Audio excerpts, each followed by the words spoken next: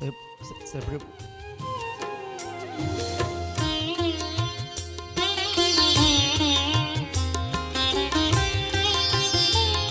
కొంచెం విడు.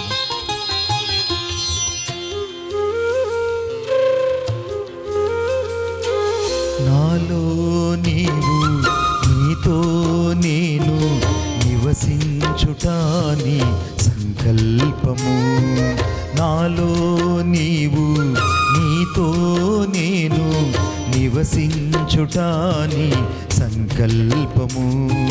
నన్ను సృజించిన సృష్టికర్తవు, నిర్మించిన నా యేసయ్యా.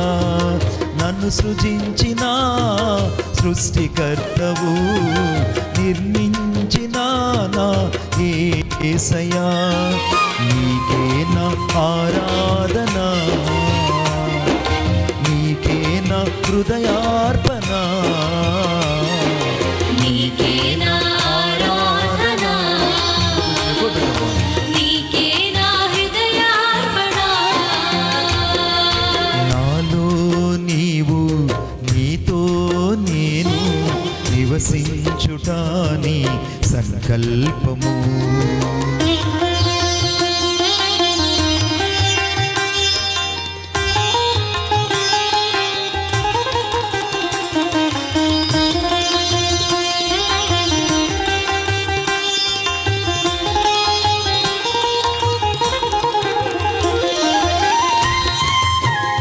Thank you, Lord.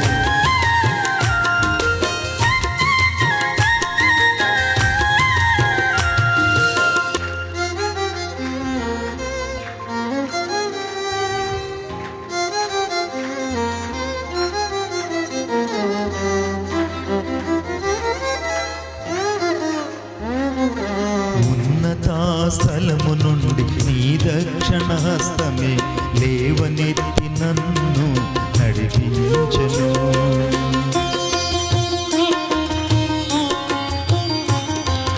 ఉన్నత స్థలము నుండి లేవనెత్తి నన్ను నీ దక్షిణ హస్తమే నడిపించెను.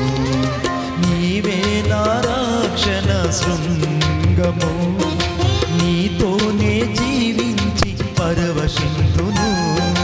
నీవే నా రక్షణ శృంగము, నీతోనే జీవించి పరవశింతును. నీవే నా ఆశ్రయ శైలము,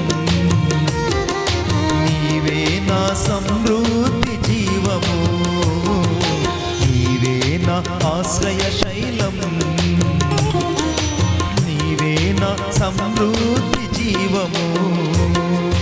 నాలో నీవు నీతో నేను నివసించుటాని సంకల్పము. నాతో నీవు నీతో నేను నివసించుటాని సంకల్పము. Thank you lord.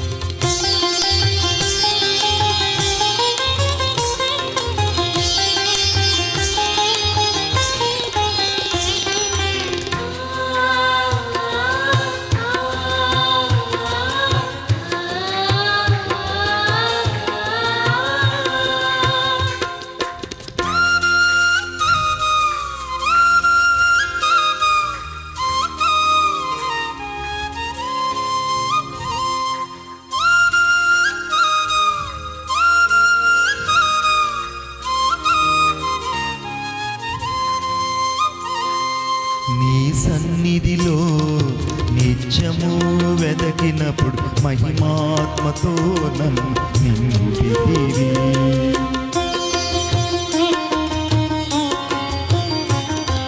నీ సన్నిధిలో నిత్యము వెదకినప్పుడు మహిమాత్మతో నన్ను నింపితివి. నీవే నా నూతన అభిషేకము, నీ కృపతో నిత్యము నడిపితివి. నీవే నా నూతన అభిషేకము, నీ కృపతో నిత్యము నడిపితివి. నీవే నా కృపా స్వాస్థ్యము, నీవే నా పరిశుద్ధ తైలము, నీవే నా కృపా స్వాస్థ్యము, నీవే నా పరిశుద్ధ తైలము. నాలో నీవు, నీతో నేను నివసించుట నీ సంకల్పము. నీతో నేను నివసించుట నీ సంకల్పము. Thank you lord.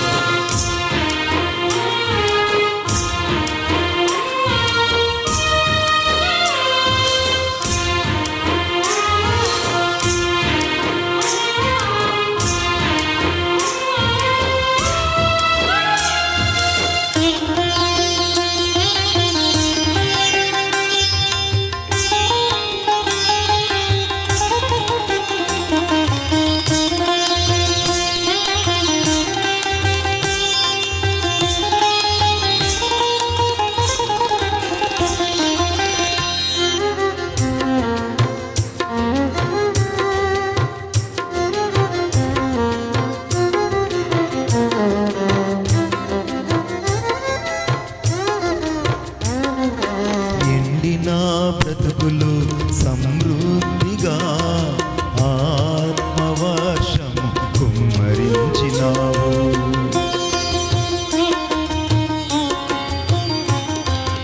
ఎండిన బ్రతుకులు సమృద్ధిగా ఆత్మవర్షము కుమ్మరించినావు. ఉన్నత స్థలముపై ఎక్కించెదనంటివి, నూతన కార్యాలు చేయుచుంటివి. ఉన్నత స్థలముపై ఎక్కించెదనంటివి, నూతన కార్యాలు చేయుచుంటివి. నీవే నా కృపాక్షేమము, నీవే నా పరిపూర్ణత శిఖరము. నీవే నా కృపాక్షేమము, నీవే నా పరిపూర్ణత శిఖరము. నాతో నీవు, నీతో నేను నివసించుట నీ సంకల్పము. నాలో నీవు, నీతో నేను నివసించుట నీ సంకల్పము. నన్ను సృజించిన సృష్టికర్తవు, నిర్మించిన నా యేసయ్యా. నన్ను సృజించిన సృష్టికర్తవు, నిర్మించిన నా యేసయ్యా. నీవే నా ఆశ్రయము, నీవే నా సమృద్ధి జీవము, నీవే నా ఆరాధన, నీవే నా హృదయార్పణ. నాలో నీవు, నీతో నేను నివసించుట నీ సంకల్పము. హల్లెలూయా, హల్లెలూయా. ఈ రాత్రికాల సమయంలో ఈ కూడికను ఏర్పాటు చేయడానికి కారణం ఏంటంటే సంఘక్షేమము కూడిక. ఆమేన్. ఈ ప్రార్థన ఏమంటారు? సంఘక్షేమము యొక్క కూడిక. ఈ సంఘక్షేమం యొక్క కూడికలో నేను మీకు ఒక అద్భుతమైనటువంటి ఒక మాటను చదివి వినిపిస్తాను. రండి నాతో పాటు. Thank you Jesus. మొదటి యోహాను రాసినటువంటి పత్రిక, కొంచెం ఎక్కువ దక్కించి కొంచెం చదువుదాము. మొదటి యోహాను రాసినటువంటి పత్రిక 4వ అధ్యాయము 8వ వచనం. మొదటి యోహాను రాసిన పత్రిక 4వ అధ్యాయము 8వ వచనం. చదువుతారు ఎవరైనా? కొంచెం మైక్ తీసుకుని చదువుతున్నాను. మొదటి యోహాను రాసినటువంటి పత్రిక 4వ అధ్యాయము 8వ వచనం నేను చదువుతున్నాను, గమనించండి. దేవుడు ప్రేమ స్వరూపి అయి ప్రేమ లేనివాడు దేవునిని ఎరుగడు. మనము ఆయన ద్వారా జీవించినట్లు దేవుడు తన అద్వితీయ కుమారుణ్ణి లోకములోనికి పంపెను. దీని వలన దేవుడు మన యందుంచిన ప్రేమ ప్రత్యక్షపరచబడెను. దేవునికి స్తోత్రం కలుగును గాక. ఈ 4వ అధ్యాయము 8వ వచనంలో దేవుడు ప్రేమ స్వరూపిగా కనబడుతున్నాడు. ఈ వాక్యం ఎలా కనబడుతున్నాడు? యేసుక్రీస్తు ప్రభువారు ప్రేమ స్వరూపుడుగా కనబడుతున్నాడు. ఆయన ఈ లోకానికి దేవుని కుమారుడుగా వచ్చినప్పుడు ఆయన చేసిన కార్యాలు తలంచుకుంటే ఈ ప్రేమ స్వరూపికి కారణము లేదా ప్రేమ స్వరూపికి నిదర్శనం ఎవరంటే సాక్షాత్తు యేసుక్రీస్తు ప్రభువే. సాక్షాత్తు యేసుక్రీస్తు ప్రభువే. ఇప్పుడు యేసుక్రీస్తు ప్రభు ఎవరంటే ప్రేమ స్వరూపి అయి ఉన్నాడు. స్తోత్రం చెప్పండి గట్టిగా. ఎందుకంటే మొదటి యోహాను రాసిన పత్రిక 4వ అధ్యాయము 16వ వచనం, మన ఎడల దేవునికి ఉన్న ప్రేమను మనము ఎరిగిన వారమై దాన్ని నమ్ముకొని ఉన్నాము. దేవుడు ప్రేమ స్వరూపి అయి ఉన్నాడు అనగా ప్రేమ యందు నిలిచి ఉన్నవాడు దేవుని యందు నిలిచి ఉన్నాడు, దేవుడు వాని యందు నిలిచి ఉన్నాడు. స్తోత్రం చెప్పండి గట్టిగా. ఈరోజు ఈ వాక్యంలోకి మన హృదయంలోకి వెళ్ళేటట్టుగా మనం ప్రయత్నిద్దాం. ఇప్పుడు నా దేవుడు ఎవరై ఉన్నారంటే ప్రేమ స్వరూపి అయి ఉన్నాడు, ప్రేమ స్వరూపి అయి ఉన్నాడు. మేము పోయిన వారము ధూపవేది గురించి చెప్పేటప్పుడు నేను ఒక్కొక్క గురించి చెప్పుకుంటూ వచ్చాను. ఏం చెప్పాను నేను? ప్రేమకు ప్రతిరూపం ఎవరంటే వెంకట్రావు అన్న. ఇంకా నాకు ఇంకొక మాట తెలియదు. మీరు అనుకుంటాను మీరు నేనేదో చెప్పారు అనుకుంటున్నారు. లేదు, నాకు ఆయన ఆజ్ఞాపిస్తే నోటితో నేను పలికాను. ఆయన అనుమతి లేకుండా నేను పలికిన అది నిరర్ధకం. అది తర్వాత రాజా ఉన్నాడు అక్కడ. నువ్వు రాలేదు కదా, ప్రమోషన్ వచ్చి నువ్వు డ్యూటీకి వెళ్ళావు. తర్వాత యోహాన్ పాస్టర్ గారు ఉన్నారు, ఆయన ప్రేమకు నిర్వచనం. పాస్టర్ గారు ఉన్నారు, ప్రేమకు పరమార్థం.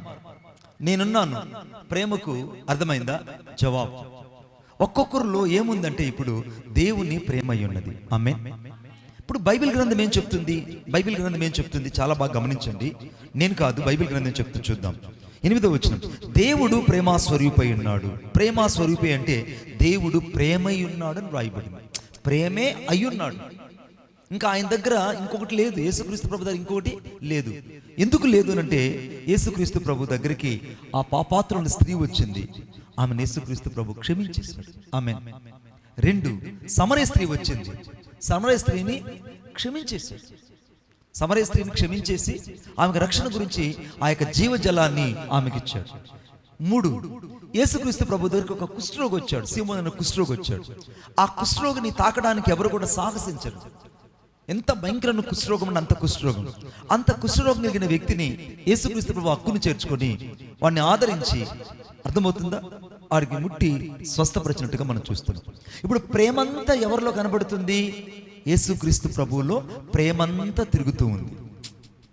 ప్రేమంతా యేసుక్రీస్తు ప్రభువులో తిరుగుతుంది. ఇప్పుడు దేవుడు ప్రేమ స్వరూపై ఉన్నాడు కనుక ప్రేమ లేనివాడు దేవునిని ఎరుగడు అని రాయబడింది. ఇప్పుడు నాలో ప్రేమ లేదు అనుకుందాం. నేను అన్నను ప్రేమించట్లేదు, పాస్టమ్మ గారిని ప్రేమించట్లేదు, నా కుటుంబంలో ఉన్నటువంటి నా యొక్క సహకారి, నా పిల్లల్ని నేను ప్రేమించట్లేదు అని అనుకోండి. హేమంత్ని ప్రేమించట్లేదు, హేమంత్ని హేట్ చేస్తున్నా.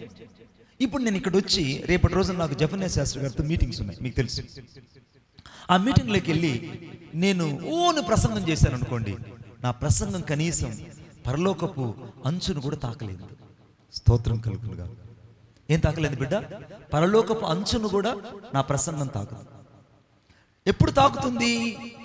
దేవుడు ప్రేమై ఉన్నాడు కనుక నేను ప్రేమకు నిర్వచనమైన యేసుక్రీస్తు ప్రభువు లాగా నేను ప్రేమకు బద్దున్నై ఉంటేనే నేను దేవుణ్ణి ఎరిగిన వాడిని అవుతా. హల్లెలూయా.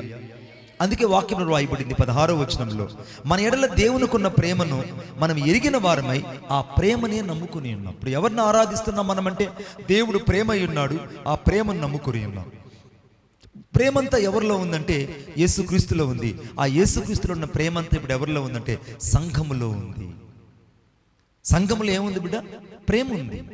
తల్లి కడుపులో ఉన్న బిడ్డను ఏ రీతిగా అయితే గారవించి ప్రేమిస్తుందో, యేసయ్య కూడా తన స్వరక్తం ఇచ్చి సంపాదించుకున్న సంఘాన్ని కూడా అంతే ప్రేమిస్తున్నాడు. ఆమేన్. ఎందుకంటే ఎందుకు వాక్యం చెప్తున్నానంటే 16వ వచనం చదవండి దయచేసి.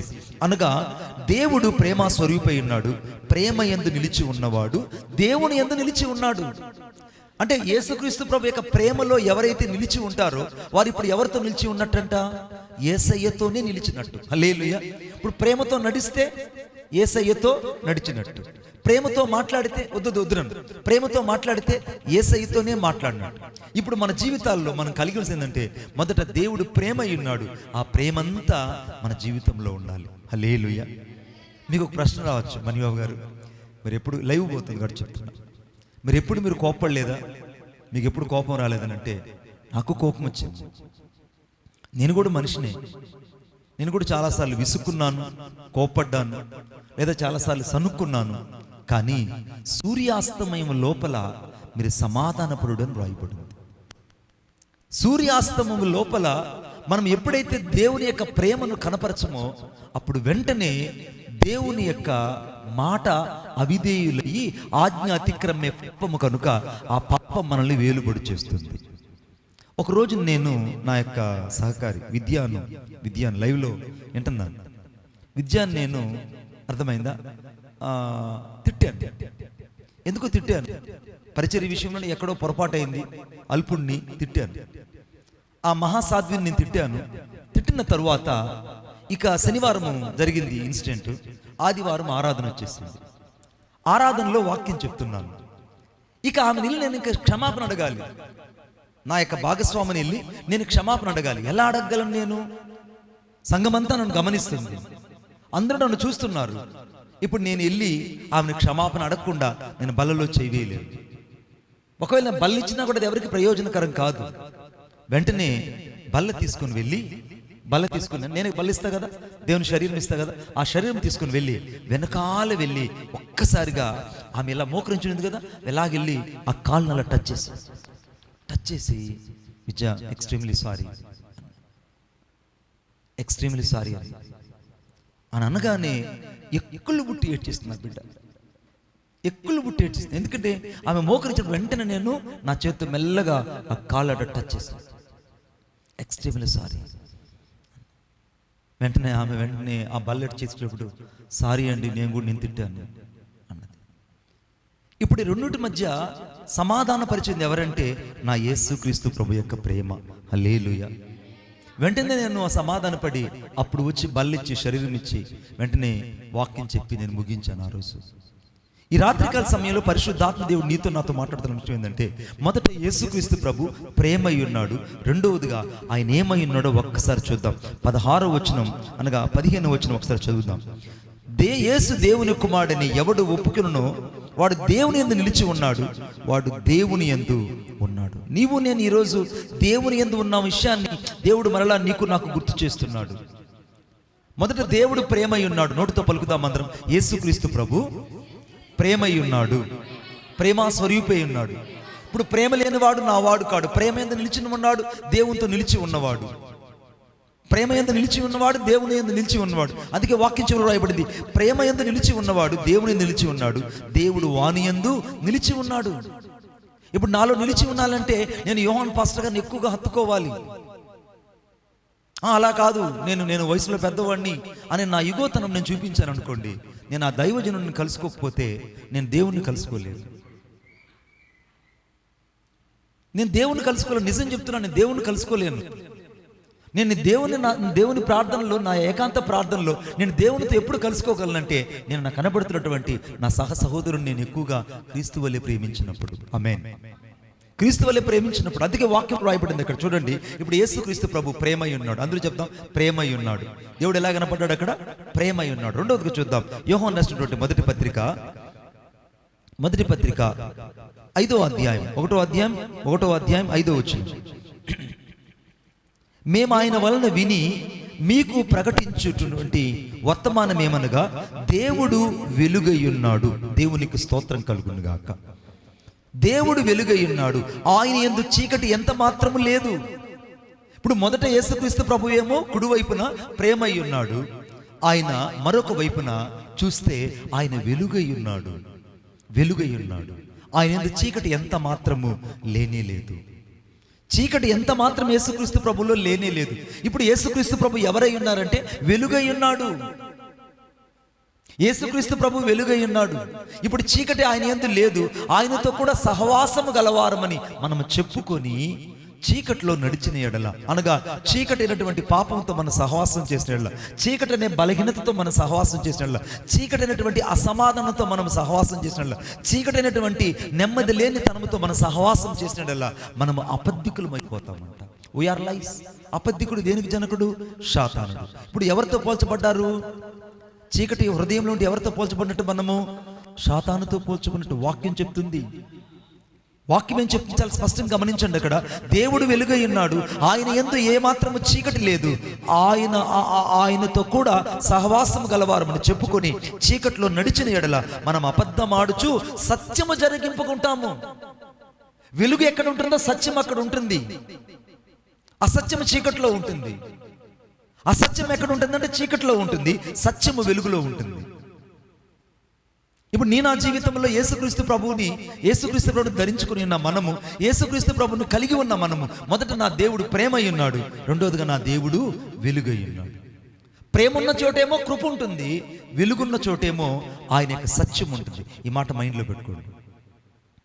ప్రేమ ఉన్న చోటేమో కృప ఉంటుంది. ఎందుకు కృప ఉంటుంది? ఎఫెసీయుల పత్రిక 2వ అధ్యాయం 8వ వచనం రాయబడింది, మీరు కృప చేతనే రక్షించబడి ఉన్నారు, ఇది మీ వలన కలిగినది కాదు, ఇది దేవుని వరము. దేవుని వరము నా జీవితంలో ప్రేమ ఎప్పుడైతే వచ్చిందో, ఆ ప్రేమ అనగా క్రీస్తు యొద్దకు చేర్చింది ఎవరంటే ఆ కృపే నన్ను చేర్చింది. ఇప్పుడు ఆ కృప లేకపోతే, ఆ కృప కలిగిన దయాదాక్షిణ్యం నా మీద లేకపోతే నేను ఇంత గొప్ప గరుడైన దేవుణ్ణి కలిగి ఉండలేను. మనం కలిగి ఉండలేము. మనం ఎక్కడో అజ్ఞాన తిమిరాంధకారంలో కొట్టుమిట్టలాడిపోయి చీకటి చెరలో బంధించబడి ఉంటాం. చీకటి చెరలో బంధించబడిన నిన్ను నన్ను దేవుడు ఎందుకు మనల్ని ప్రేమించి ఆ కృప చేత మనల్ని ఏర్పాటు చేసుకొని, కృప చొప్పున మనల్ని పిలుచుకొని ఆ ప్రేమకు నిన్ను నన్ను ఎందుకు దగ్గర చేర్చాడంటే, ఆ కృప నాకు లేకపోతే, ఆ కృప నీ మీద లేకపోతే ఈరోజు నువ్వు ప్రేమైన దేవుణ్ణి తెలుసుకుని ఉండలేవు. హల్లెలూయా. ఇప్పుడు ఆ ప్రేమైన దేవుడు అర్థమవడానికి నాకు సహాయం చేసింది ఎవరంటే, కంటికి కనబడకుండా కృప నాకు సహాయం చేసింది. ఇప్పుడు రెండవదిగా, ఇప్పుడు దేవుడు వెలుగై ఉన్నాడు, ఆ వెలుగు ఎద్దుకు నేను రావడానికి ఇప్పుడు నేను చీకట్లో ఉన్నాను. చీకట్లో ఉన్న నన్ను వెలుగు ఎద్దుకు తీసుకొని వచ్చింది ఎవరంటే సత్యము తీసుకొచ్చింది. ఇప్పుడు నాకు సత్యము కనబడడం లేదు, కృప నాకు కనబడడం లేదు. నాకు కనపడేది ప్రేమ కనబడుతుంది, నాకు కనపడేది ఇక్కడ వెలుగే కనబడుతుంది. కానీ వెలుగు వెనకలు ఎవరున్నారు బిడ్డ? ఎవరున్నారు? సత్యము ఉంది. వెలుగు వెనకలు ఎవరున్నారు? సత్యము ఉంది. మణిబాబన్న, సత్యము ఉందని ఎంత స్పష్టంగా నువ్వు చెప్పగలవంటే వాక్యం ఏం చెప్తూ చూద్దాం. మొదటి పేతురు రాసిన పత్రిక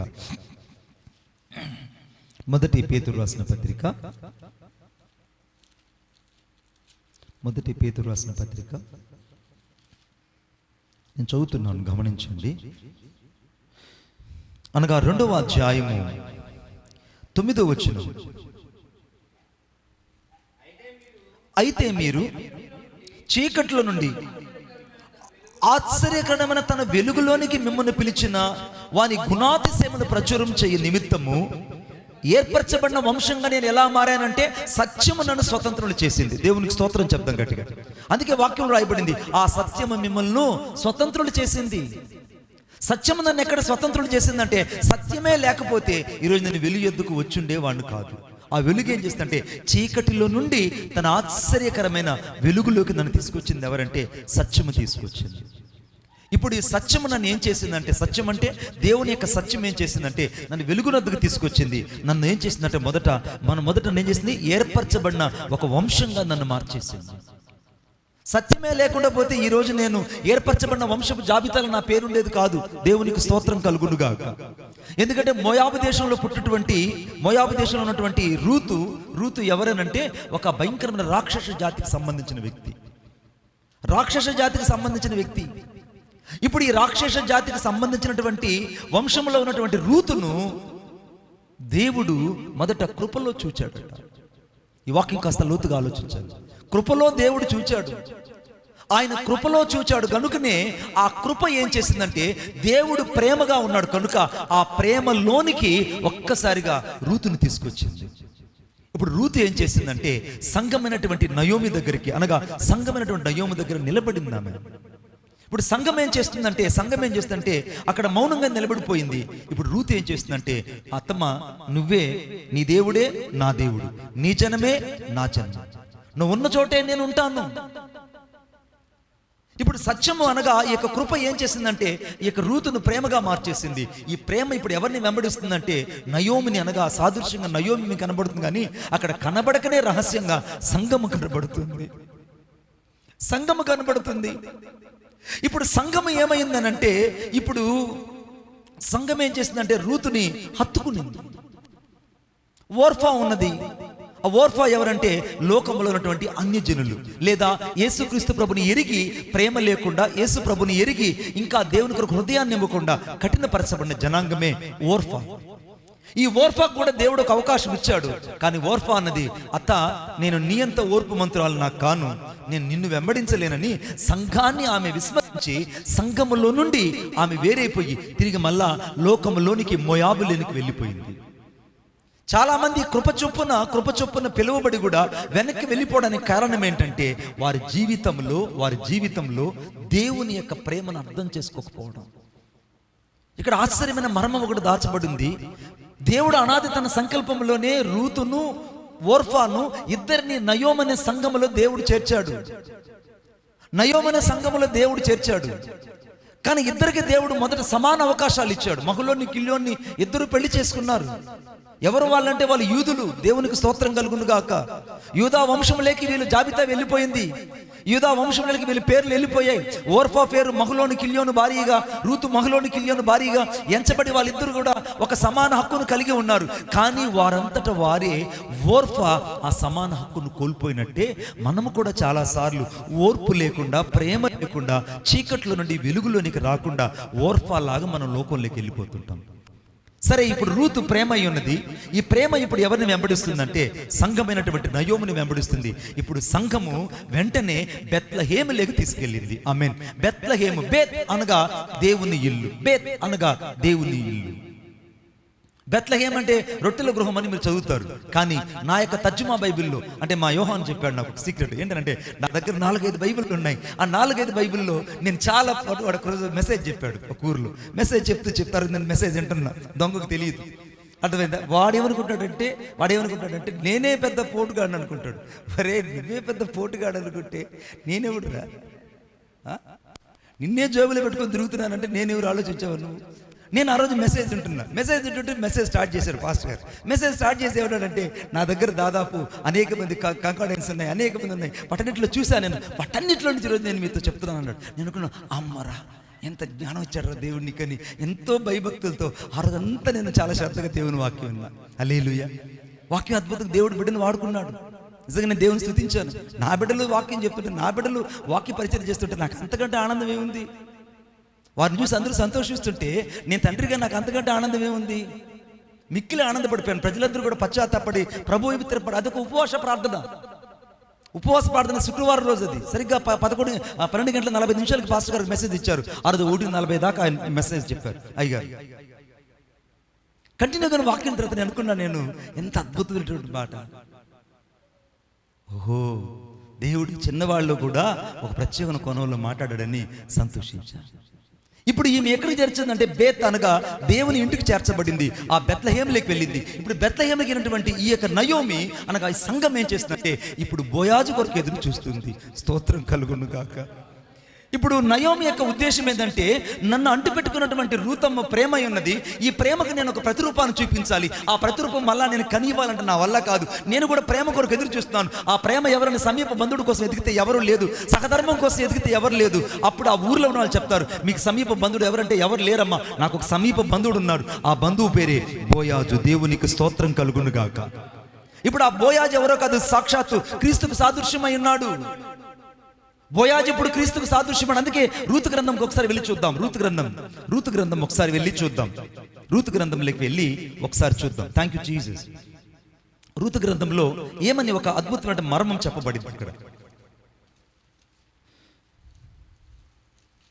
న్యాయాధిపతుల పక్కనే ఉంటుంది బిడ్డ, చాలా మంది బైబిల్ తిప్పుతానే ఉన్నారు. రెండవ అధ్యాయం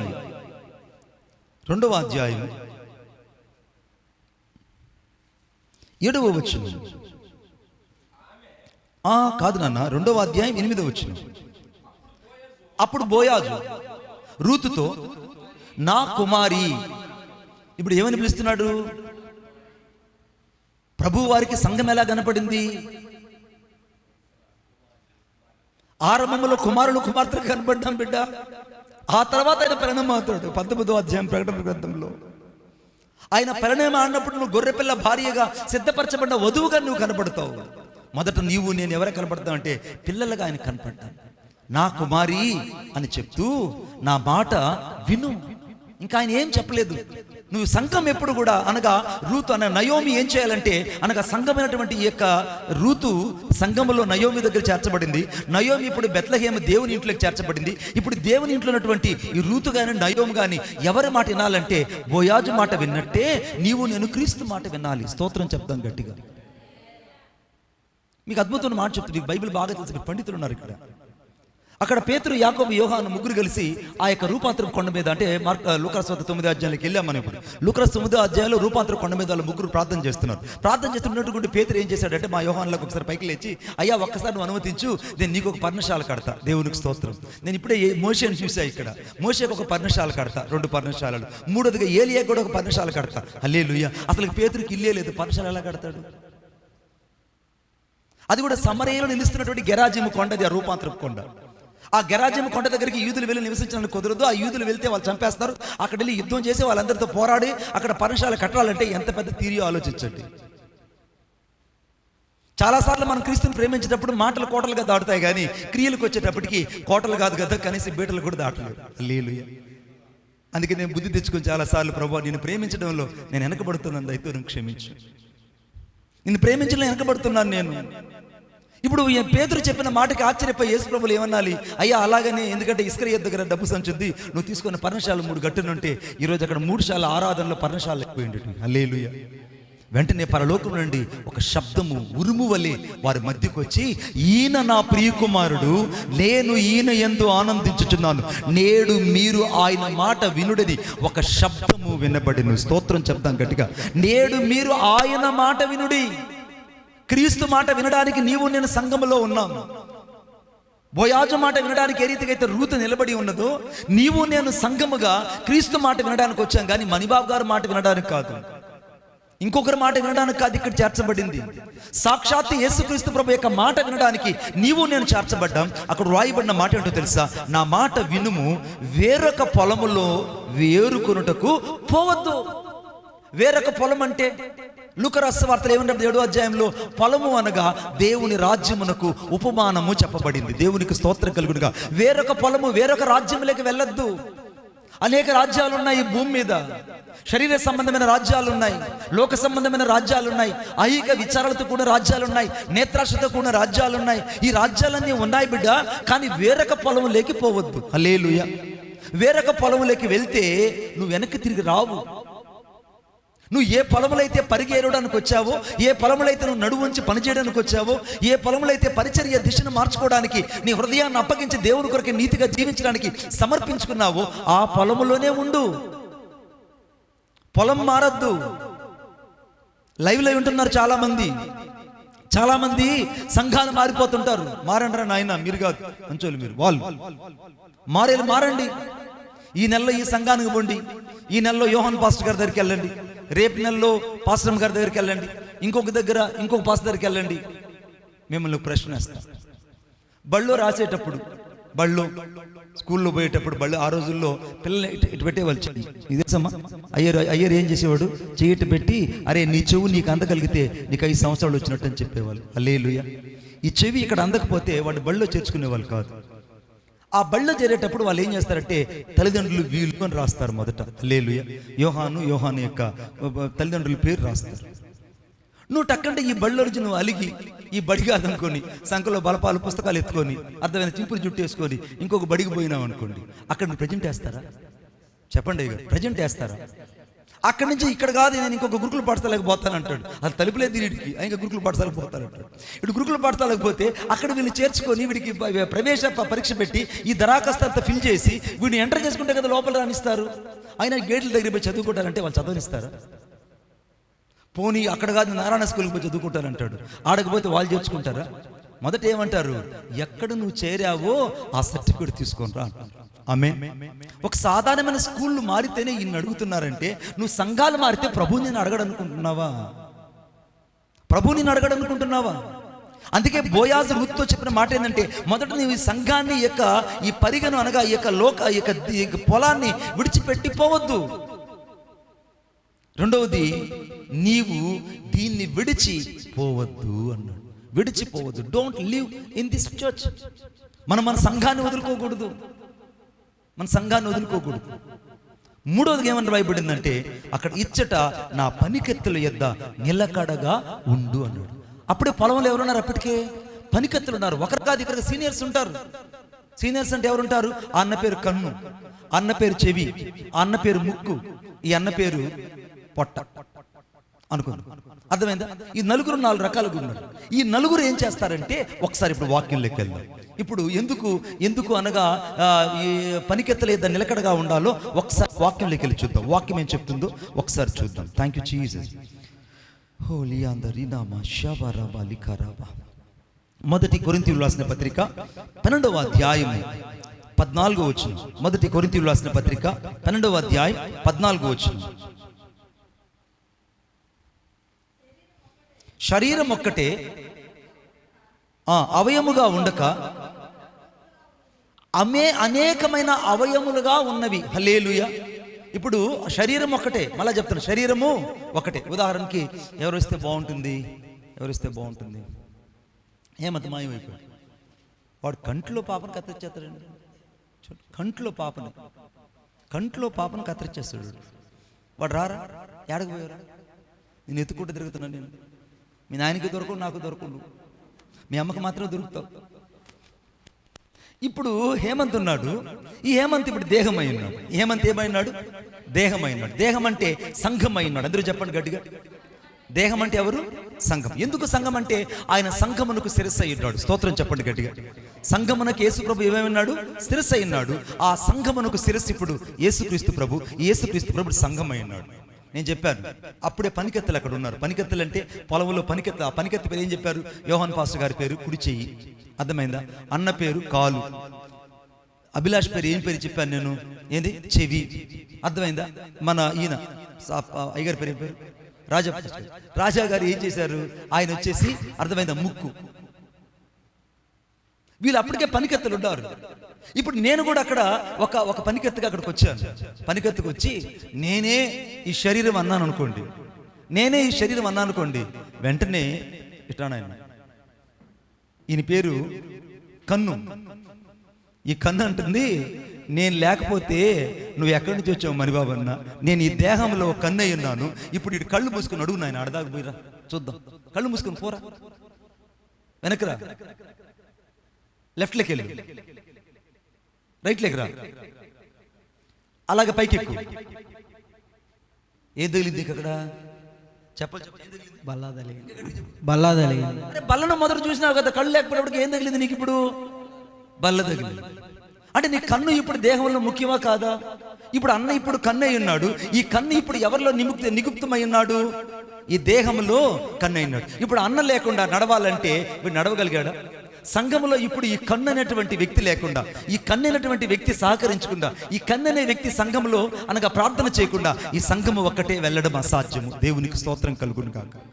ఇప్పుడు చదువమ్మ గారు మొదటి కొరింథీయులకు రాసిన పత్రిక. అలాగే ఉన్నాడు అయ్యగారు మీరు. ఆ చెయ్యట్నే పెట్టి అట్నే పాపాలు పోతాయి. 15 వచ్చింది. నేను చెయ్యి కాను కనుక శరీరములో దానిని కానని పాదము చెప్పినంత మాత్రాన శరీరములోది కాకపోనా? రా అన్నయ్య ఒకసారి. పాదానికి కోపం వచ్చింది. నువ్వే అంతరా కన్ను, నువ్వు అసలు నువ్వేమనుకుంటున్నావు? అసలుకి నువ్వేనా పైన ఉన్నావరా? నీ కళ్ళు పైకి నెక్కాయి, నీ కళ్ళు నెత్తికెక్కాయి. నువ్వు లేకపోతే ఏది? అసలు నేనుగానే లేకపోతే, పాదంగానే లేకపోతే ఈ నడిచేదట. కళ్ళు ఉన్నాయబ్బా, బాగానే ఉంది, స్తోత్రం కలుగును గాక. ఆ కళ్ళకి మస్కరా కూడా పెట్టుకున్నావు అనుకో, బాగుంది. తర్వాత ఇంకేముంటాయి? తర్వాత ఐబ్రోస్ చేయొచ్చు, అన్నీ బాగున్నాయి. కానీ నేను లేకపోతే నువ్వు ఎక్కడ పోగలుగుతా? నేను కాలు అయి ఉన్నాను. నా పేరు ఏం పేరు? సంగములు కాలు. నేను లేకపోతే నువ్వేం చేయలేవు అని కాలు నింది. నేను గానగాన మురాయిస్తే నువ్వేం చేసుకోలేవరా అని ఈ కాలు కాస్త అలిగి కొంచెం పక్కకు నిలబడింది. అట్టుండను. ఇప్పుడు కాళ్ళు ఇడికి లేవు. కాళ్ళు ఇప్పుడు ఏమైందమ్మా? కాళ్ళు ఇప్పుడు ఏమైనా అలిగింది. కాళ్ళు ఏం చేసింది? అలిగింది. ఇప్పుడు కాళ్ళు లేవు, కన్నుంది, కాళ్ళు పక్కకి వెళ్ళిపోయింది. నడిచిపోగలవా నాయన? అది కూడా 7 అంచెలు షూ వేసుకొని, అదే యాక్షన్ షూ వేసుకొని, టక్ చేసుకొని నువ్వు కాలేజీకి పోతావే, అమ్మ గట్టిన క్యారీ ఎత్తుకొని అటు ఆనందంగా నడుచుకొని పోగలవా? ఎందుకు పోలేవు? ఏం లేవు? కాళ్ళు లేవు. ఈ లోపల ఆ చెవి ఆయన కోపం వచ్చింది. ఆయన చెవి అసలు మీదంతా ఏదండి బాబాయ్? కాళ్ళు లేకపోయినా కూడా బతికిపోవచ్చు, అర్థమైందా? కళ్ళు లేకపోయినా బతికిపోవచ్చు. అసలు నేనే కానీ లేకపోతే వీడికి వినికిడేలే. వీడు బజార్లో పోతుంటాడు, నేను చెవులు మూసేస్తా, వెనక లారీ వస్తుంది, కొయ్యి కొయ్యి కొయ్యి అని హార్న్ కొడుతుంటుంది. అయినా వీడు కదలడు, చెవులు లేవు, నేను పని చేయను, ఆపేస్తాను. అప్పుడు లారీలు బతికూడేత్తగా. వాక్యం ఎన్ని కూడా చేసే అధికారం ఎవరికుంది? నాకే ఉంది. తర్వాత వీడిని ట్రాఫిక్లో తప్పించాలన్నా, వీడికి మంచి మాటలు చెప్పాలన్నా, హితోపదేశం చెవులో చెప్పాలన్నా, దురద చెవులు చెప్పాలన్నా, ఇవన్నీ ఎవరి వల్ల సాధ్యము? నా వల్ల సాధ్యం. అసలు నేనుంటేనే నీ బతుకురానన్నా. ఆయన అయ్యగారు ఇచ్చాడు. ఆయన చాలా స్పెషల్. ఆయన ఎంత స్పెషల్ అంటే, ఆయన పేరు ఏం పేరు అంటే, అసలు నా పేరు పొట్ట అన్నాడు. హల్లెలూయా. మీదంతా ఏది పెద్ద పిగులట. కన్నోడెంత, కాలోడెంత, అర్థమైందా? చెవోడెంత. మీరు ఉంటే ఎంత, లేకపోతే నేనుగానే లేకపోతే, నా పొట్టగానే ఇక్కడ లేకపోతే మీ బతుకులంతా బజారు పాలైపోతాయి. మీ బతుకులన్నీ బజారు పాలైపోతాయి. నేను తినే అన్నాన్ని బట్టే శక్తిని ఉత్పత్తి చేసి మీ అందరికీ కాలు పనట్టు చేస్తున్నా. కాబట్టి నేను మీతో మాట్లాడను పో అని వాడు అన్నం తినకుండా ఆపేసాడు. చెయ్యి అన్నం అందించడం ఆగిపోయింది, కన్ను చూపు లేకుండా ఆగిపోయింది, చెవి వినికిడి లేకుండా ఆగిపోయింది. ఇప్పుడు ఈ దేహం కదలడం ఆగిపోయింది. దేవునికి స్తోత్రం. ఒక్కొక్కడు భీష్మించుకొని కూర్చోండారు కోపాలతో. ఎంత తిన్నారు? కోపాలు దేనికి కారణం అంటే పాపాలకు సాదృశ్యం. కోపాలు దేనికి సాదృశ్యం బిడ్డ? పాపాలు. ఈ వెంటనే వీళ్ళందరూ భీష్మించుకొని కూర్చున్నారు. లోపల వీడికి నీరసం అయిపోతున్నారు, నడవలేకపోతున్నాడు, మాట్లాడలేకపోతున్నాడు. పొట్టోడు ఏం చేశాడు? మీరు ఏం తిన్నా నేను లోపలికి తెచ్చుకోను రా, ఇదెంతే అన్నాడు. వాడు చేసిన స్ట్రైక్కి ఈ శరీరం అంతా నీరసం అయిపోయింది. పోనీ చెయ్యి దగ్గరకు వచ్చిన అన్నాన్ని తిన్నామంటే ఈ చెయ్యి బ్రదర్ పని చేయట్లే, నేను చేయను బా. రోజు నేను పెడుతుంటే వాడు తిని కంటోడు చూపు వచ్చి చెవోడు వింటుంటే నా కాళ్ళు చేతులు లేకపోతే మీ బతుకులేమైతే చూస్తాను చూడండిరా అని వాడు అలిగి కూర్చున్నాడు. వీడికి ఆహారం నోట్లేక పోవట్లే. రెండో రోజుకి ఇగో ఎక్కువ కదా, మనకేముంటుందంట? ఇంకోసారి చెప్పాలి, ఏముంటుంది? ఇగో ఉంటుంది. ఆ ఇగో ఏం చేస్తుంటే రెండో రోజుకి వీడికి మెంటల్గా కట్టు చూపు సన్నకి వెళ్ళిపోతుంది.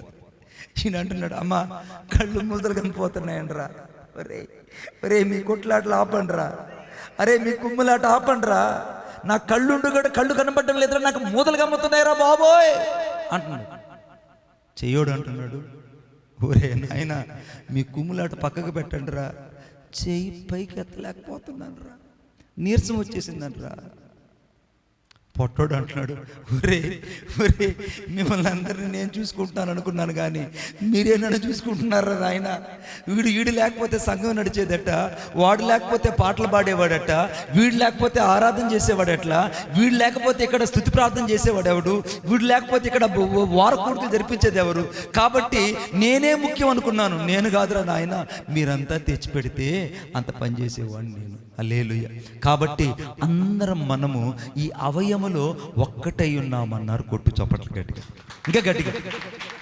ఇప్పుడు పొట్ట దేహంలో ఒక భాగం అయిపోయింది. పొట్ట ఏమైపోయింది? దేహంలో ఒక భాగం అయిపోయింది. ఇప్పుడు కాలు ఏమైపోయింది? దేహంలో ఒక భాగమైంది. చెవి ఏమైపోయింది? దేహంలో ఒక భాగం అయిపోయింది. ఇప్పుడు వీళ్ళందరినీ వేరు చేస్తే ఏమైందో మీకు అర్థమైంది. వీళ్ళందరూ కలిసి ఉంటే ఎలా ఉందో చూడండి. ఒకవేళ చెయ్యి లేదనుకోండి, వీడిని ఏమంటారు? అవిటోడు అంటారు. ఏమంటారు? ఇంకొక నెల చెప్పాలంటే ఈరోజు పేపర్ చదివిన హ్యాండిక్యాప్డ్ సర్టిఫికేట్ ఉంటేనే రేపు నెల 31వ తేదీ నుంచి వాడికి ఇది వస్తుందంట, ఫంక్షన్ వస్తుందంట. వీడు ఎక్కడ పోవాలా? ఒంగోలు హాస్పిటల్కి పోవాలా. ఎందుకు పోవాలి? వీడు హ్యాండిక్యాప్డ్ సర్టిఫికేట్ కోసం నమోదు చేసుకురావాలి. సీరియస్ చెప్తున్నాను నేను. ఏ ఒక్క భాగం లేకపోతే నేను అనే మొదట మాట అవిటి వాడు. నీ సంఘములో నువ్వు చేయాల్సిన పని నువ్వు చేయకపోతే సంఘం అవిటదైపోతుంది. సంఘములో పరిచర్య జరగదు. సంఘము దేవుని యొక్క ప్రణాళికను, దేవుని యొక్క చిత్తాన్ని భూమి మీద నెరవేర్చడానికి, ఆ రూతుని ఏ రీతికైతే బోయాజుతో తీసుకెళ్ళడానికి నయోమి సిద్ధపడిందో, నీవు నేను వైదయోపు నిందను అనుభవిస్తూ, బాధను అనుభవిస్తూ, శ్రమను అనుభవిస్తూ ఆ రూతును కన్యగా మార్చి తీసుకెళ్లి బోయాజు చేతులు పెట్టడానికి నీవు నేను పరిచర్య చేస్తున్నాం. కొట్టు చప్పట్లు గట్టిగా. నీవు నేను పరిచర్య చేస్తున్నాం. అందుకే పనికత్తెల దగ్గర నిలకడగా ఉండాలి.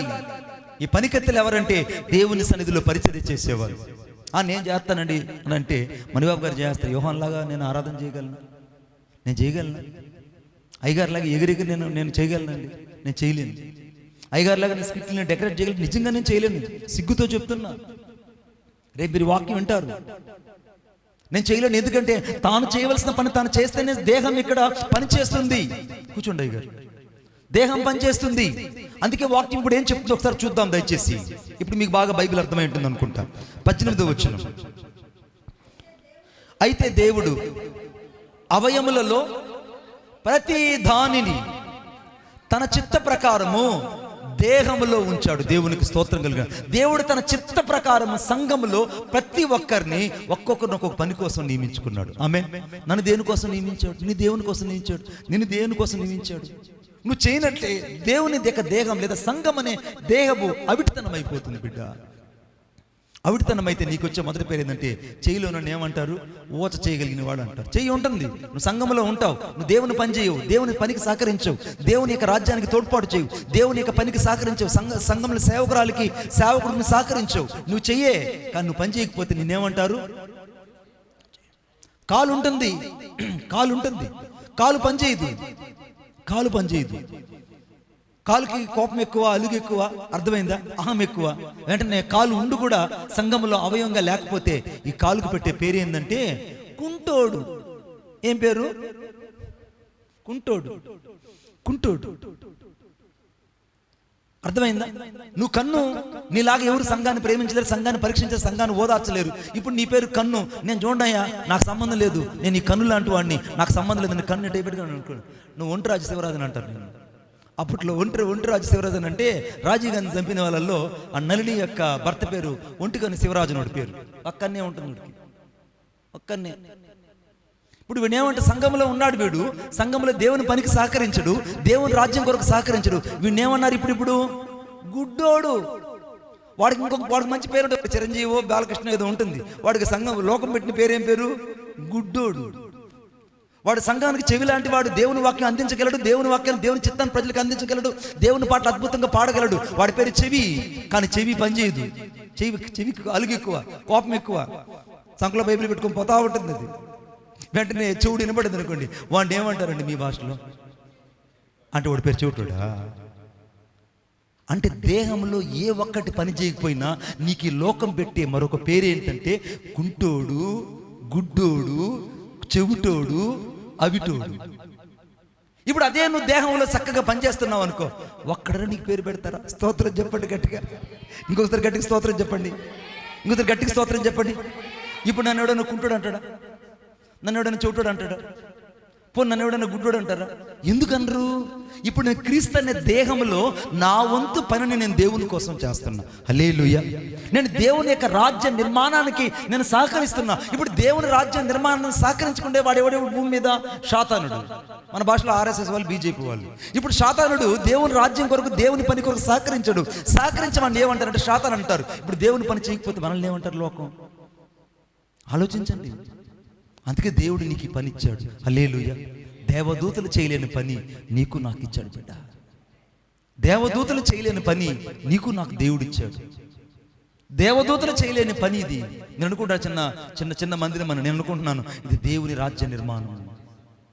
ఇది దేవుని రాజ్య నిర్మాణం. నాకు అందుకే అంత భయం. నాకు ఆయన సంఘమునకు శిరస్సు అయి ఉన్నాడు. శిరస్సును హత్తుకున్న వాడు, నన్ను హత్తుకున్న వాడు. ఇప్పుడు ఈ శిరస్సు యేసుక్రీస్తు ప్రభు. ఈ శిరస్సును ఎవరైతే హత్తుకుంటారో వారు మాత్రమే బోయాజుని కళ్ళతో చూడగలరు. హల్లెలూయా. ఇప్పుడు బోయాజు దగ్గరికి వెళ్ళాలంటే మొదట నేను నిలకడగా ఉండాలి, ఇదే పొలంలో ఉండాలి, పనికత్తులు ఎద్దే ఉండాలి, ఆ పనికత్తులతో పాటు నమ్మకంగా నేను ఉండాలి. హల్లెలూయా. ఇప్పుడు బోయాజును రూతు చూసింది. ఇప్పుడు రూతు కూడా బోయాజును చూశాడు. ఇప్పుడు రూతు బోయాజు ఇద్దరు ప్రణయమాడి వాళ్ళిద్దరు కూడా బోయాజు యొక్క సంతానము ఆశీర్వాదానికి దావీదు సంతతిలోకి వెళ్ళడానికి దేవుడు కృప చూపించాడు. స్తోత్రం చెప్పండి గట్టిగా, ఇంకా గట్టిగా స్తోత్రం చెప్పండి. ఇప్పుడు నా జీవితంలో యేసుక్రీస్తు ప్రభు నన్ను పరిణయమాడడానికి మునుపు నేను ఆయన ప్రేమించేటువంటి వారంగా మనం ఆయన పొలంలో ఉండాలి, ఆయన సంఘంలో ఉండాలి, ఆయన దేహంలో ఉండాలి, ఆయన చిత్తంలో ఉండాలి. ఇప్పుడు నీ పని నా పని ఏంటనంటే ఇదే బిడ్డ. ఇది ప్రతి సంఘానికి సంబంధించింది. మరలా చెప్తున్నా, నువ్వు సంఘంలో సహకరించకపోతే, దేవుని పని నీ ద్వారా ఆటంకపరచబడితే అది నీకు శ్రమ. అందుకే నా రాజ్యాన్ని, నీతిని మొదట వెతుకుడి, అప్పుడు అవన్నీ నీకు అనుగ్రహించబడతాయి. రాజ్యాన్ని, నీతిని మొదట వెతుకు, అప్పుడు అవన్నీ నీకు అనుగ్రహించబడతాయి. దేవుని రాజ్యం, దేవుని నీతిని వెతకడం అంటే నువ్వు అనుకున్నంత ఈజీ కాదు బిడ్డ. అది ఒకరోజు ప్రసవ వేదన సరిపోదు, ఒకనాటి ప్రసవ వేదన సరిపోదు, ప్రతిరోజు ప్రసవ వేదనే, ప్రతిరోజు ప్రయాసే. ఇది ఒక రోజుతో ముగించిపోయేటువంటి నాటకం కాదు, 40 రోజుల మండలం కాదు, 40 రోజుల వ్రతం కానే కాదు ఇది. హల్లెలూయా. ఆ జన్మాంతం దేవుని కొరకు మనము సజీవ యాగంగా అప్పగించుకున్నాం. సజీవ యాగం ఎక్కడ దాకానంటే, నేను మహిమలోకి వెళ్ళేంత వరకు నాకు ఈ పరిచర్య. నేను మహిమలోకి వెళ్ళిన తర్వాత నా పిల్లలు నా కొరకే సాక్షాత్తంగా సేవ చేస్తారు. నిన్ను నన్ను దేవుడు అనగా మన ప్రయాస ప్రభునందు వృధా కాదు. అందుకే 22వ వచనం చదువుకుందాం అందరం గట్టిగా. 22వ వచనం, 21, 22. అవయములు అనేకములైనను దేహము. సంఘములో ఎంతమంది సంఘ పెద్దలు ఉన్నా, సంఘ విశ్వాసులు ఉన్నా, సంఘ పరిచయంలో ఉన్న పనికెత్తలందరూ కూడా బోయాజు కొరకే. కనుక కన్ను చేతితో చెయ్యంటే ఎవరు బాగా పాటలు పాడేవాడు, అర్థమైంది, చేతులతో ఆహాభావాలు వ్యక్తపరిచేవాడు. ఈ ఆహాభావాలు వ్యక్తపరిచే ఈ గుడ్డోడు ఏం చేస్తాడు, నువ్వు నాకు అక్కర్లేదురా అన్నాడు అనుకోండి, చెప్పజాలదు. తల అసలు తలేగాన, ఒరే మీరంతా ఎందుకురా దరిద్రులారా, మిమ్మల్ని అంతా నేను ఎందుకు భరించాలరా అని ఒక్క మాట. చూడండి, రైల్వే స్టేషన్లో రైలు అప్పుడప్పుడు నేను చూస్తుంటాను, దేహం లేని తల లేని దేహాలు పడిపోయి ఉంటాయి, రైలు కింద పడిపోయి. అది ఎవరు గుర్తించలేరు, నిజం చెప్తారు, గుర్తించలేరు. ఆ తల దొరికేంత వరకు ఆ దేహాన్ని గుర్తించడం అసాధ్యం. వాడు వేసుకున్న బట్టలు తప్ప, వాడు వేసుకున్న ఏదైనా ఆనవాళ్ళు ఏదైనా ఇంట్లో వాళ్ళు చెప్తే తప్ప తల లేని దేహాన్ని గుర్తించడం అసాధ్యం. సంఘం లేకపోతే, సంఘంలో లేని నిన్ను వేరే సంఘాలు బారిపోతున్న గుర్తించడం కూడా అసాధ్యమే. దేవుడు కూడా నిన్ను గుర్తించడు, దేవుడు కూడా నీకు విలువనివ్వడు. అందుకే వాక్యం రాయబడింది, తల పాదములతో మీరు నాకు అక్కర్లేదని చెప్పజాలదు. అయితే అంతేకాదు, శరీరం యొక్క అవయములలో ఏవి బలహీనముగా కనబడునో అవి మరీ చాలా ముఖ్యమైనవి. హల్లెలూయా. ఇది చూడండి, ఈ చిటికీలు ఉండదు, చిటికీలు ఇది ఎందుకు పనికొస్తుందండి మరిబాబు గారు, ఆ ముస్లింస్ ఎందుకు పనికొస్తుందండి, అక్కడ వెనకలు కాళ్ళు చాపుకోనింది, ఆమె ఎందుకు పనికొస్తుంది, కాళ్ళు ముసుకునేస్తుంది. నేనేమన్నానరా ఇట్టే ఉంటుంది దేవుని వాక్యం. అర్థమైందా? ఈ బలహీనమైనటువంటి ఈ చెయ్యి ఏం చేస్తుంది, ఏది పట్టుకోవాలి నాకు ఇవే, ఇది లేకపోతే ఏమైంది బ్రదర్, ఇది లేకపోతే ఏమైంది బ్రదర్ అని మీరు అనొచ్చు. నేను అంటాను, అరే నీకు ఈ 5 ఏళ్ళు ఉంటే సుందరమైన ఏళ్ళు అంటారు, ఒకవేళ ఈ ఏళ్ళు లేదనుకోండి, నీకు పెట్టే పేరు ఏందిరా, ఏం పేరు పెడతా చెప్పండి, 4 ఏళ్ళోడు ఏమంటారు నిన్ను, చెప్పండి గట్టిగా, 4 ఏళ్ళోడు. మా ఊర్లో ఒకటి నెట్టకాయలోడు అని అంటారు, వాడు నెంటకాయలోడు పేరు. అంటే నెంటకాయలాగా ఎప్పుడు ఇట్టే పెట్టుకుంటాడు. ఈ చెయ్యి ఇంక చెయ్యి లేదు, ఉన్నది అది పని చేయదు, ఎందుకంటే వాడు మిషన్లో పడిపోయింది. బలహీనమైనటువంటి అవయము కూడా దేవునికి మరీ బలమైనటువంటి అవశ్యమని దేవుని వాక్యం చెప్తుంది. ఈ సంఘములో ఎవరు బలహీనులు కాదు. స్తోత్రం చెప్పండి గట్టిగా. ఒకవేళ నువ్వు బలహీనురాలు అనుకుంటుంటే నువ్వు ఒక బలమైన అవశ్యం ఈరోజు దేవునికి. హల్లెలూయా. నువ్వు బలహీనురాలు కాదు. ఎవరన్నా నిన్ను బలహీన అనుకుంటూ భయపడద్దు. నేను చిటికిన లాంటిదని అనుకో, అర్థమైందా, చిటికిన దాని లాంటి అనుకో. లేకపోతే నిన్ను ఎవరన్నా ఎక్కువగా మాట్లాడారనుకో, నేను అర్థమైందా, నీ ఎడం చేయలేనిది అనుకో, ఎడం చేయి ఎందుకు ఊరుకొస్తుంది మణి బాబు గారు, కడుక్కోవడానికి ఏచి కడుక్కోవచ్చు అనుకో, ఎడం చేయి లేదయ్యా, నీ బతుకు ఎలా ఉంటుంది ఆలోచించి, తినేది అక్కడే సంఘం చాలా ప్రాముఖ్యం. సంఘంలో ప్రతి ఒక్కరూ ప్రాముఖ్యం. చిన్నలు, పెద్దలు, వృద్ధులు అందరూ దేవుని పరిచర్య చేయాలి. దేవుడికి అప్పగించిన పని నువ్వు ఎంత నమ్మకంగా చేయగలిగితే అంత ఆశీర్వాదం చూస్తా. అందుకే నమ్మకంగా ఉండడానికి మెండైన దీవెనలు కలుగుతాయి. ఈ దీవెనలన్నీ ఇక్కడ భూమి మీద రావు, పరలోకం నుండి భూలోకానికి దిగి వస్తాయి. హల్లెలూయా. మధ్యాహ్నం నేను ఏడుస్తూ అట్లా పడుకునేస్తున్నాడు, ఆనందం లేదు. 4 గంటలు తిన్నానండి, 4 గంటలు తిన్నానండి. నా చిన్న కూతురు ఫోన్ చేసి, షమ్మ వినాలి, షమ్మ ఫోన్ చేసి, డాడీ నేను నీతో ప్రశ్న వేయాలి, అడగచ్చాను. సరే అడుగు నాయన.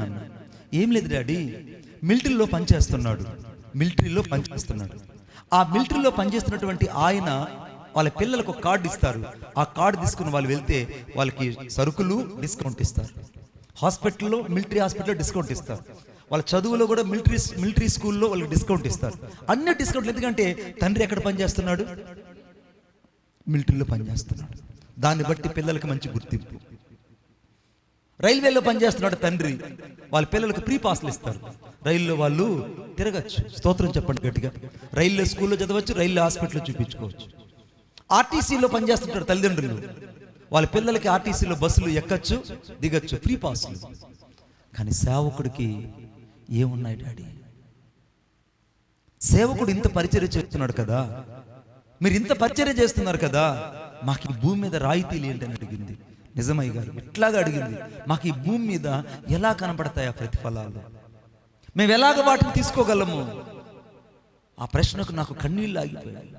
నేను అన్నాను, బిడ్డ ఇప్పుడు ఆ ఫలాలన్నీ మీకు కనబడకపోవచ్చు, కానీ ఒక రోజున ఆ ఫలాలన్నీ వచ్చి మిమ్మల్ని హత్తుకుంటాయి. హల్లెలూయా. నేను చేస్తున్న ఈ పరిచర్య ఫలాలన్నీ ఒకరోజు మీరు చూస్తారు. మన ప్రభువునందు మన ప్రయాస వృధా కాదు.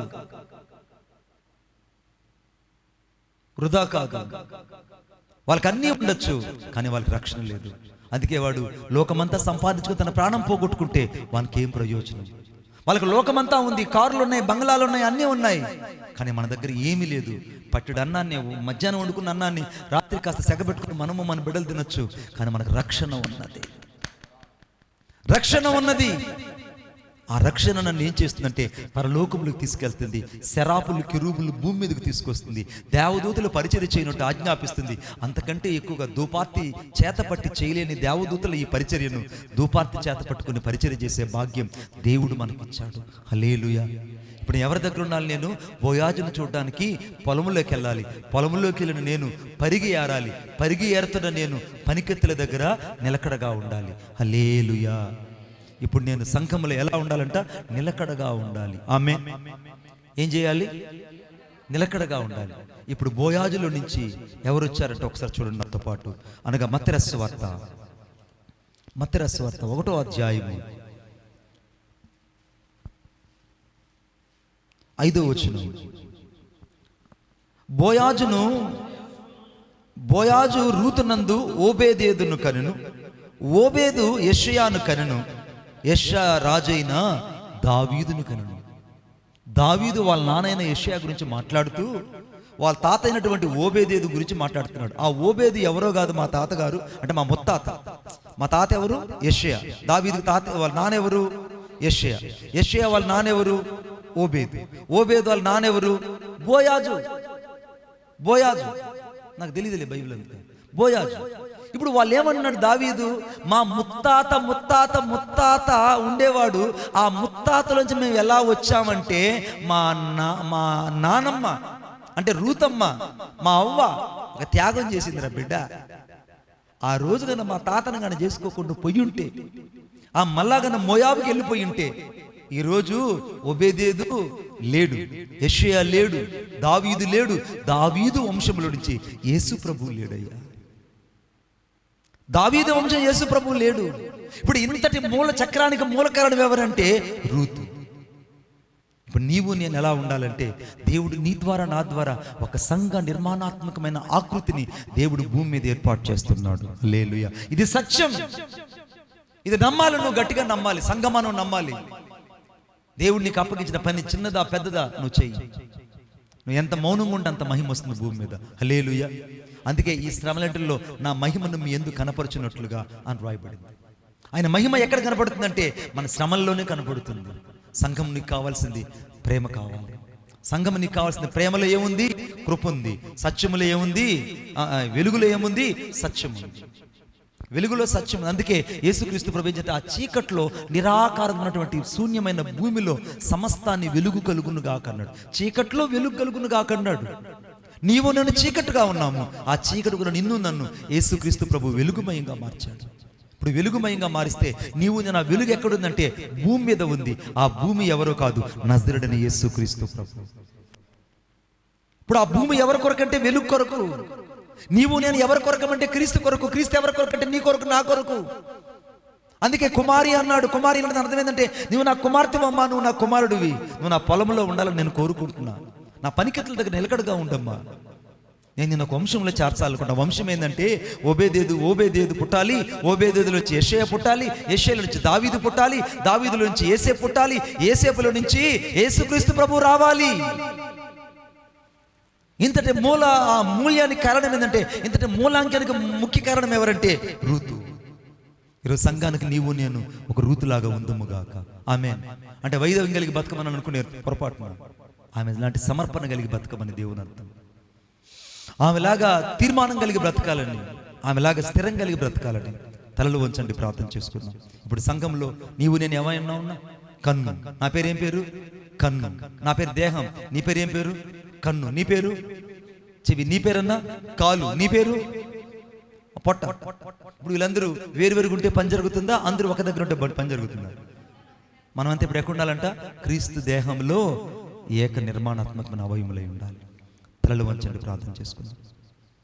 ప్రేమగల మా తండ్రి, నీకు వందనాలు, స్తోత్రాలు చెల్లిస్తున్నాను.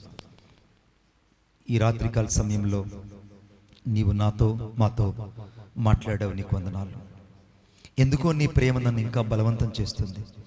ఎందుకో నీ ప్రేమ నన్ను ఇంకా కఠినుడైన నన్ను ఇంకా సరిచేస్తుంది. అందుని బట్టి నీకు స్తోత్రాలు చెల్లిస్తున్నాను.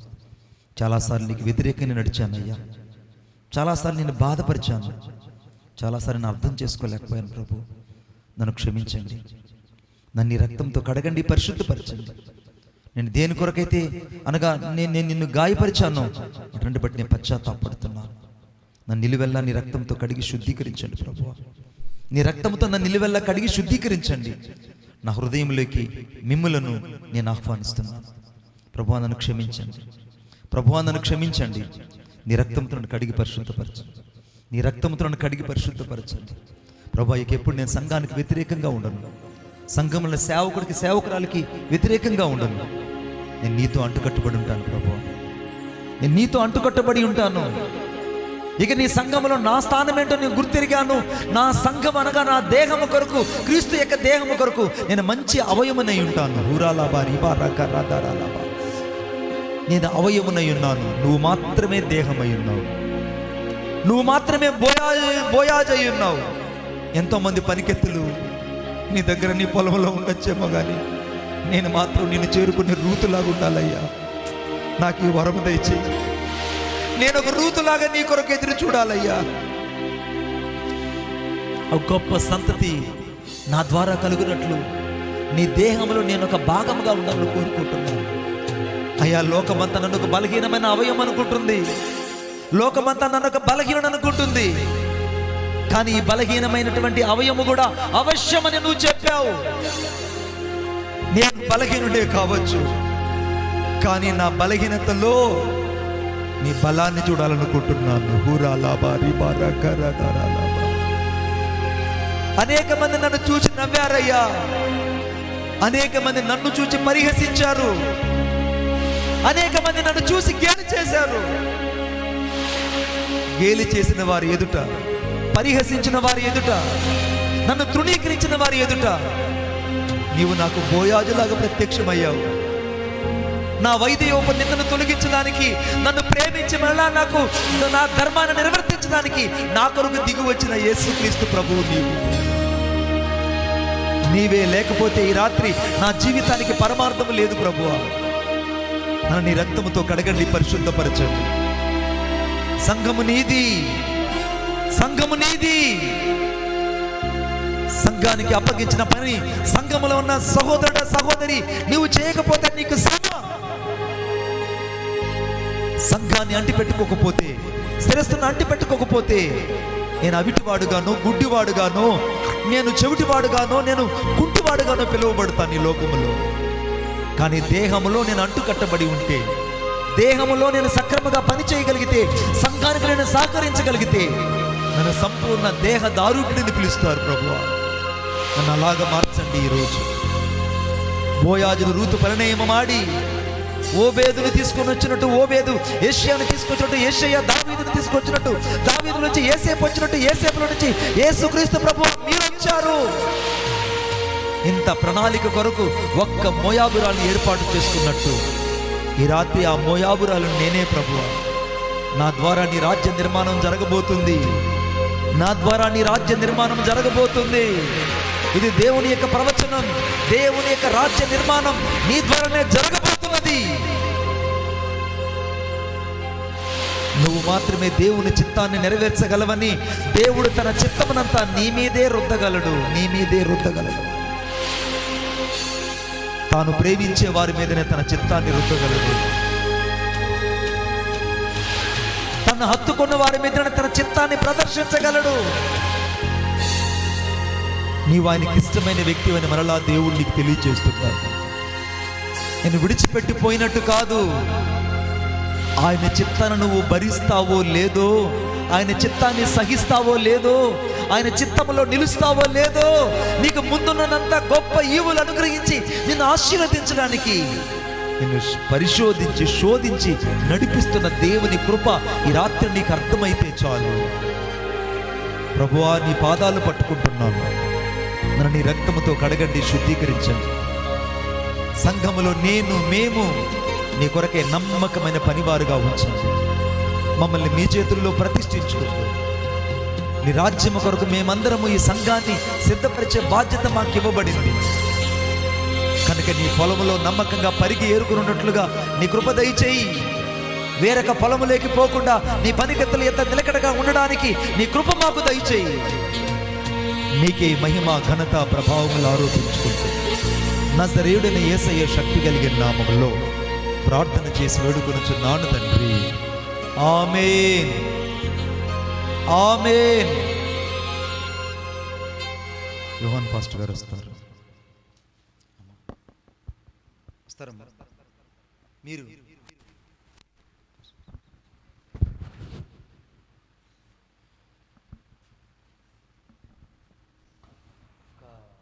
చిన్న మనవి, అందరూ కలిసి అజయ్ కోసం అందరూ మోకరి ఒక చిన్న ప్రార్థన చేయండి. మా శిరస్సు వంచి మీకు పాదాభివందనం జరిగిస్తూ ఉన్నాం.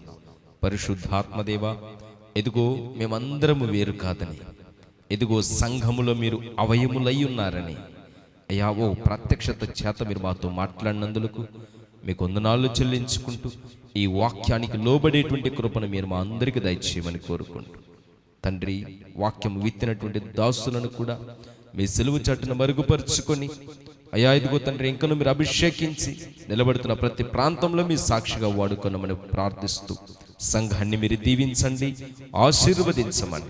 బయలుదేరి దాసులు వెళుతూ ఉండగా మార్గమధ్యంలో మీరే తోడై ఉండండి. గమ్యస్థానం చేరేంత వరకు మీ కృపతో బలపరిచి భద్రపరచమని కోరుకుంటూ మమ్మల్ని అందరినీ మీ చేతుల్లో ప్రతిష్ఠ చేసుకుంటూ యేసుక్రీస్తు ఉన్నతమైన సర్వశక్తి కలిగిన నామములో ప్రార్థన చేసి అడిగి వేడుకొని ఉన్నాము తండ్రి. ఆమేన్, ఆమేన్.